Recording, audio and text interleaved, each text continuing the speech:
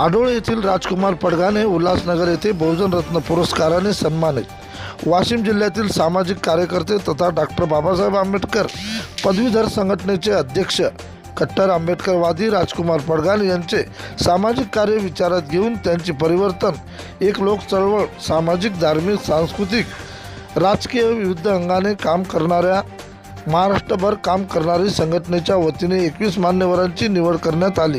त्यानिमित्ताने उल्हासनगर मुंबई येथील देविका लोखंडे सभागृहात परिवर्तन एक लोक चळवळ या 16व्या अधिवेशनात परिवर्तन लोक चळवळीच्या लताफळ नगरसेविका अंजली सावळे, मुख्याध्यापिका अनुराधा सावळे, उद्घाटक डॉक्टर चंद्रकांत सावळे, देविदास भोईर, कार्यक्रमाचे अध्यक्ष मिलिंद रणवीर, अप्पर सचिव मोरे साहेब, थोरात साहेब, कृषी अधिकारी संतोष गिरी, पॅंथर राहुल हंडोरे, DN कांबळे, महेंद्र साबळे, राजकुमार सुर्वे प्रथम त्यांनी महापुरुषाच्या प्रतिमेचे पूजन करण्यात आले व मान्यवरांच्या हस्ते राजकुमार पडघान यांचे सन्मान चिन्ह तथा पुष्पगुच्छ तथा बहुजन रत्न पुरस्कार देऊन त्यांना सन्मानित करण्यात आले।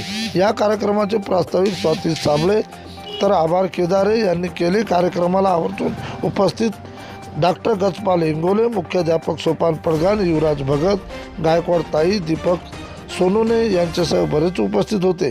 प्रतिनिधी बाळासाहेब ढाले।